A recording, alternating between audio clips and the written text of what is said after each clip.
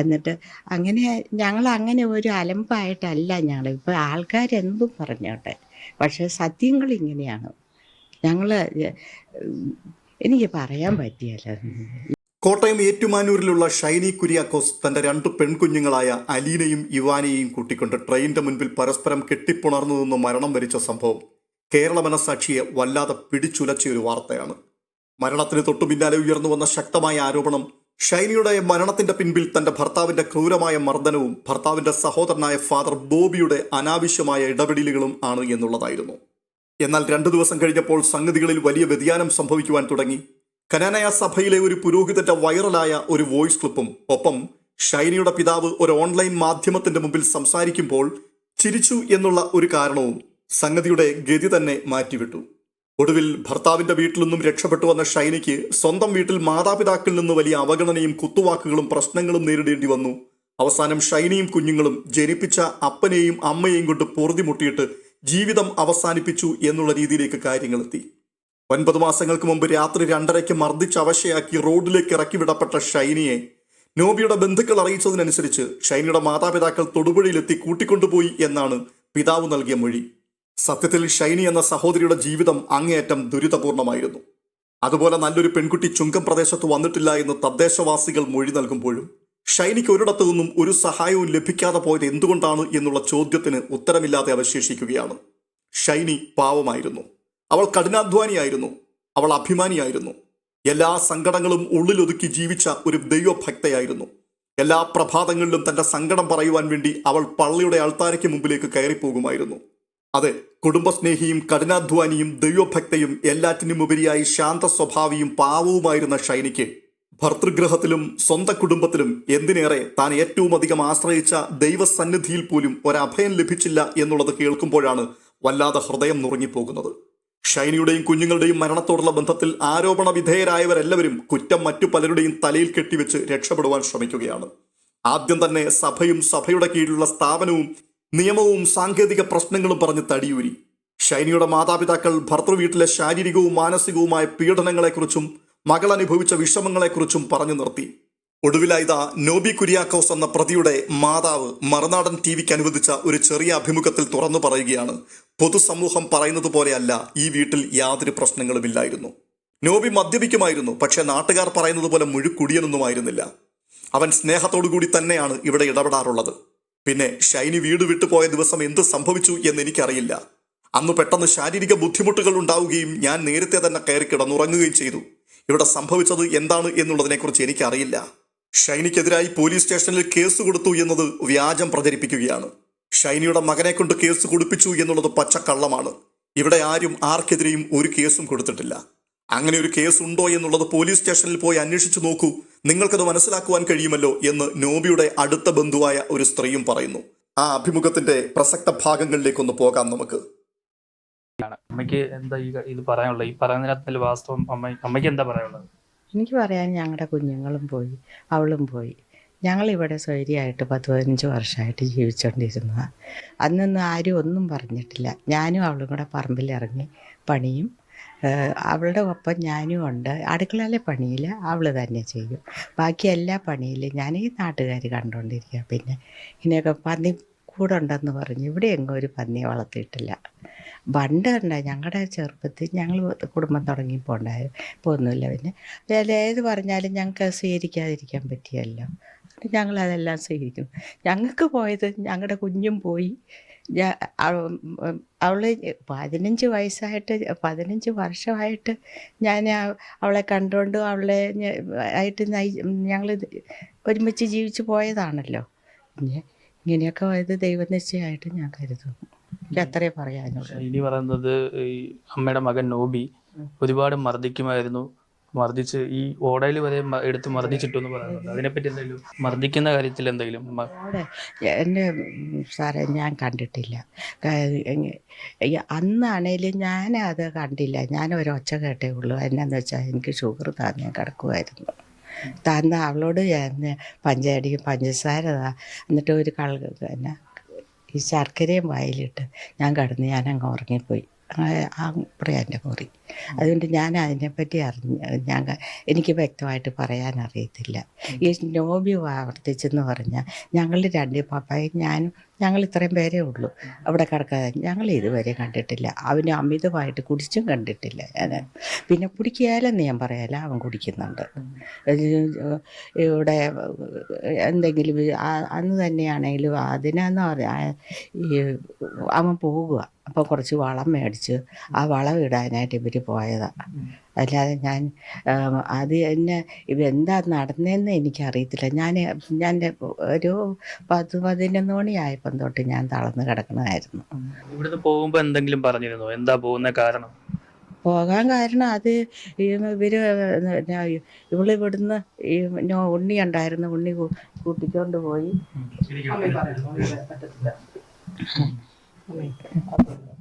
ഈ കുഞ്ഞിനെ ഈ പരാതി കൊടുത്തെന്ന് പറഞ്ഞതിനകത്ത് എന്താ കാര്യമുള്ളത്?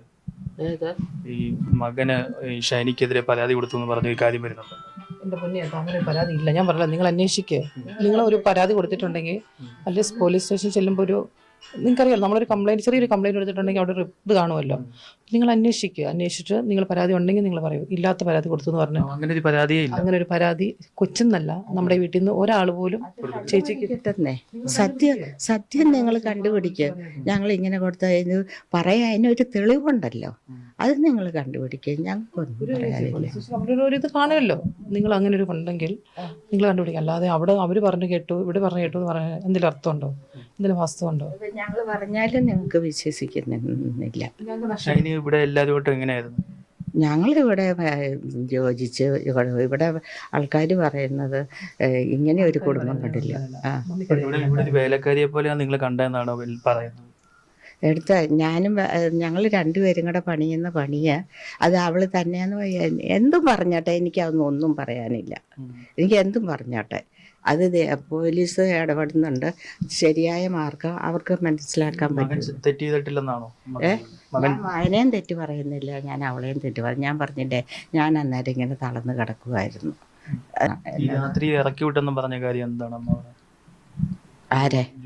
ഷൈനിയെ ഇവിടുന്ന് നോബി അടിച്ചിറക്കി വിട്ടതാണെന്ന് ഷൈനിയുടെ അച്ഛൻ പറയുന്നു. ഷൈനിയുടെ അച്ഛന് അവർക്ക് എന്ത് ഞാൻ പറയാം. അവരിവിടെ വന്നിട്ടാണ് കൂട്ടിക്കൊണ്ട് പോയെന്നാണ് പറയുന്നത്. അവർ ഇവിടുന്നാണോ കൂട്ടിക്കൊണ്ട് പോയത്? അവർ പോലീസിൽ പരാതിയും കൊടുത്തിട്ട് ഷൈനി വന്ന് പപ്പായോട് എന്നോടും പറഞ്ഞില്ല. ഞാൻ അവിടെ കിടക്കുമായിരുന്നു രാത്രിയിൽ. അന്നേരം കൊച്ചിനോട് പറഞ്ഞത്, പപ്പായോട് പറഞ്ഞത്, ഞാൻ പോകുവാണ്, ഇത് കൂട്ട് എൻ്റെ സാധനങ്ങൾ എടുക്കാൻ വന്നതാണ്, അതുകൊണ്ട് ഞാൻ പപ്പായി മമ്മിയും വന്നിട്ടുണ്ട്, പപ്പായുടെ മമ്മിയായിട്ട് കൊടുത്തി പോകുക എന്ന് പറഞ്ഞു. അന്നേരം പപ്പായ ഇത്രയും പറഞ്ഞെന്നാ പറഞ്ഞേ, പിന്നെ കുഞ്ഞുങ്ങളെ നീ പഠിപ്പിച്ചോണം കേട്ടോ എന്ന് പറഞ്ഞതാണ്. ഇവർ തമ്മിലൊരു വയ്യാങ്കളി ഉണ്ടായപ്പം എൻ്റെ ഹസ്ബൻഡാണ്, പുള്ളി ഇവിടെ ഉണ്ടായിരുന്നു. അപ്പം രണ്ടുപേരും അങ്ങോട്ടും ഇങ്ങോട്ടും ഫൈറ്റ് നിന്നപ്പം പുള്ളിയാണ് പറഞ്ഞ പ്രശ്നം തീർക്ക് ഇതുകൊണ്ട് ചേട്ടനെയും പറഞ്ഞു വിട്ടു, ചേച്ചിയെയും കൂട്ടിക്കൊണ്ട് ഞങ്ങളുടെ വീട്ടിലോട്ടാണ് വന്നത്. ഞങ്ങൾ താമസിക്കുന്ന വീട്ടിൽ. അവിടെയാണ് അച്ഛനും അമ്മയും വന്ന് ഞങ്ങളുടെ വീട്ടിൽ നിന്നാണ് ചേച്ചി കൂട്ടിക്കൊണ്ടുപോയത്. അല്ല, വഴിയിലിറക്കി വിട്ടിട്ടല്ല, എൻ്റെ വീട്ടിലുണ്ടായിരുന്നു, ഞങ്ങളുടെ വീട്ടിലുണ്ടായിരുന്നു. ജോലിക്ക് വിടാതിരുന്നത് എന്തുകൊണ്ടാണ് അമ്മ? ഇപ്പം ഞാൻ എന്നാ പറയുന്നത്, ചേച്ചി ജനറൽ നേഴ്സായിരുന്നു. ചേച്ചി ജനറൽ നേഴ്സ് കഴിഞ്ഞ് കല്യാണം കഴിഞ്ഞ് ദുബായിലാണ് ചേട്ടൻ വർക്ക് ചെയ്തുകൊണ്ടിരുന്നത്. അവിടെ ടൂറിസ്റ്റ് വിസയിലൊക്കെ കൊണ്ടുപോയതാണ്. എന്നിട്ട് നോക്കിയിട്ട് കിട്ടിയില്ല. അതിന് പോസ്റ്റ് BSc പഠിപ്പിച്ചത് ചേട്ടനാണ്. മംഗലാപുരത്തൊരു കോളേജിലാണ് പഠിപ്പിച്ചത്. കോളേജിൻ്റെ ചേട്ടനാണ് പോസ്റ്റ് BSc പഠിപ്പിച്ചത്. അവിടെ വീടെടുത്ത് 7നെ നിർത്തി ചേച്ചി പഠിപ്പിക്കുകയാണ്. സെക്കൻഡ് ഇയർ ആയപ്പോൾ ചേച്ചിയുടെ ഇളയ അനിയത്തി ഷീന അവരുടെ കൂടെ തന്നെ ഉണ്ടായിരുന്നു പഠിക്കാനായിട്ട്. അവിടെ വീട് പഠിപ്പിക്കുമായിരുന്നു. അതിനുശേഷം പഠിച്ചിറങ്ങി. അപ്പം മൂത്ത മോനുണ്ടായി. അത് കഴിഞ്ഞ് അവൻ 1.5 വയസ്സുണ്ടോ മമ്മി? ഇത്ര 1.5 വയസ്സായില്ല. മമ്മി ഏൽപ്പിച്ചിട്ട് കാരണം എക്സാമിൻ്റെ സമയത്ത് പഠിക്കാൻ അറിയാമല്ലോ, കൊച്ചുള്ളതുകൊണ്ട് ബുദ്ധിമുട്ടായിരിക്കും എന്ന് പറഞ്ഞിട്ട് ഇവിടെ മമ്മി ഏൽപ്പിച്ചിട്ടാണ് എക്സാമൊക്കെ എഴുതി. അങ്ങനെ ഞങ്ങൾ അങ്ങനെ ഒരു അലമ്പായിട്ടല്ല ഞങ്ങൾ. ഇപ്പോൾ ആൾക്കാരെന്തും പറഞ്ഞോട്ടെ, പക്ഷേ സത്യങ്ങൾ ഇങ്ങനെയാണ്. എനിക്ക് പറയാൻ പറ്റിയല്ല, എനിക്ക് വിഷമം വരുന്നു. എന്തായാലും പോലീസ് കസ്റ്റഡിയിലാവുകയും തുടർന്ന് റിമാൻഡ് ചെയ്യപ്പെടുകയും ചെയ്ത നോബി പോലീസിന്റെ ചോദ്യം ചെയ്യലുകൾക്ക് മുമ്പിൽ തനിക്ക് തെറ്റുപറ്റിയതായി സമ്മതിച്ചു എന്നുള്ള വാർത്തകൾ പ്രചരിച്ചിട്ടുണ്ട്. പക്ഷേ നോബിയുടെ അമ്മ എല്ലാം നിഷേധിക്കുകയാണ്. എന്നാൽ നോബിയെയും കുടുംബത്തെയും അടുത്തറിയുന്ന തൊട്ടയൽപക്കത്തുള്ള വ്യക്തികൾ പോലും ഷൈനി മരണപ്പെട്ടു എന്നറിഞ്ഞപ്പോൾ മുതൽ സമൂഹ മാധ്യമങ്ങളിൽ കൂടി വീഡിയോകൾ പോലും പങ്കുവെച്ചുകൊണ്ട് ആ കുടുംബം ഷൈനിയോട് കാണിച്ച നിഷ്ഠൂരതകളെക്കുറിച്ച് ധൈര്യത്തോടെ വിളിച്ചു പറയുന്നുണ്ട്. നമ്മുടെ നിയമ സംവിധാനത്തിന്റെയും അത് കൈകാര്യം ചെയ്യുന്ന പോലീസ് ഡിപ്പാർട്ട്മെന്റിന്റെയും നീതിപീഠത്തിന്റെയും പ്രത്യേകതകളെക്കുറിച്ചൊക്കെ നമുക്ക് നന്നായിട്ടറിയാം. അതുകൊണ്ട് തന്നെ പണവും സ്വാധീനവുമുള്ള വ്യക്തികൾക്കാണ് ഇവിടെ മുൻഗണന ലഭിക്കാറുള്ളത്. ലഭിച്ച വിവരങ്ങളുടെ അടിസ്ഥാനത്തിൽ ഈ കേസുമായിട്ട് മുൻപോട്ട് നീങ്ങുവാനോ ഇവിടെ നീതി ലഭ്യമാകണം എന്ന് തീരുമാനിച്ച് പോരാടുവാനോ ഒന്നും ഷൈനിയുടെ മാതാപിതാക്കളോ സഹോദരങ്ങളോ തയ്യാറല്ല. സ്വന്തം സഹോദരിയും അവരുടെ 2 മാലാഖമാരെ പോലെയുള്ള പെൺകുഞ്ഞുങ്ങളും അതിദാരുണമാം വിധം മരണപ്പെട്ടിട്ട് അമേരിക്കയിൽ നിന്നും നെതർലൻഡിൽ നിന്നും 2 സഹോദരങ്ങളും നാട്ടിലെത്തി. തുടർന്നവർ അവരുടെ നിലനിൽപ്പിന് വേണ്ടി ഷൈനിയുടെ ഡെഡ് ബോഡി ആ വീട്ടിൽ നിന്നും പുറത്തേക്കെടുത്ത നിമിഷം തന്നെ വിദേശ രാജ്യത്തേക്ക് പറന്നു. എന്നുവെച്ചാൽ അവരുടെയൊക്കെ ജീവിതമാണ് അവർക്ക് വലുത്. സ്വന്തം കൂടപ്പുറപ്പിന് എന്തു സംഭവിച്ചു എന്നുള്ളത് അവരുടെ പ്രശ്നമല്ല. സമൂഹ മാധ്യമങ്ങൾ ഇത്രയും ശക്തമായ ഇടപെടലുകൾ നടത്തുന്ന ഈ കാലഘട്ടത്തിൽ ഏതെങ്കിലും ഒരു ഓൺലൈൻ ചാനലിന്റെ മുൻപിൽ വന്ന് ഷൈനിക്കും കുഞ്ഞുങ്ങൾക്കും നീതി ലഭിക്കണം എന്ന് പറയുവാനുള്ള ഒരു സാമാന്യ മര്യാദ പോലും അവർ കാണിക്കാതെ പോയി എന്നുള്ളത് ഓർക്കുമ്പോഴാണ് നെഞ്ചിനകത്ത് വല്ലാത്തൊരു നീറ്റലുണ്ടാകുന്നത്. അതുകൊണ്ട് ഇനിയിപ്പോൾ നീതിക്ക് വേണ്ടി ശബ്ദമുയർത്തേണ്ടത് നമ്മളാണ്, നമ്മുടെ സമൂഹമാണ്. ഇനി ഒരിക്കലും ഷൈനിക്കും കുഞ്ഞുങ്ങൾക്കും ഉണ്ടായ ദുർവിധി നമ്മുടെ നാട്ടിൽ ഒരു സ്ത്രീകൾക്കും വരുവാൻ പാടില്ല. ഒരു ഭാഗത്ത് മർദ്ദനമുണ്ടായി എന്നും ഗാർഹിക പീഡനം നടന്നു എന്നും പറയുമ്പോൾ മറുഭാഗം ഒരു പ്രശ്നവും ഉണ്ടായിരുന്നില്ല, സ്നേഹത്തോടും സമാധാനത്തോടും കഴിഞ്ഞുകൂടിയ കുടുംബമായിരുന്നു ഇത് എന്ന് പറഞ്ഞതിനെ പ്രതിരോധിക്കുമ്പോൾ സത്യമറിയുവാൻ പൊതുജനത്തിന് താല്പര്യമുണ്ട്. അതുകൊണ്ട് തന്നെ വളരെ കൃത്യമായതും പഴുതടച്ചുമുള്ള അന്വേഷണം ഈ വിഷയത്തിൽ അനിവാര്യമാണ്.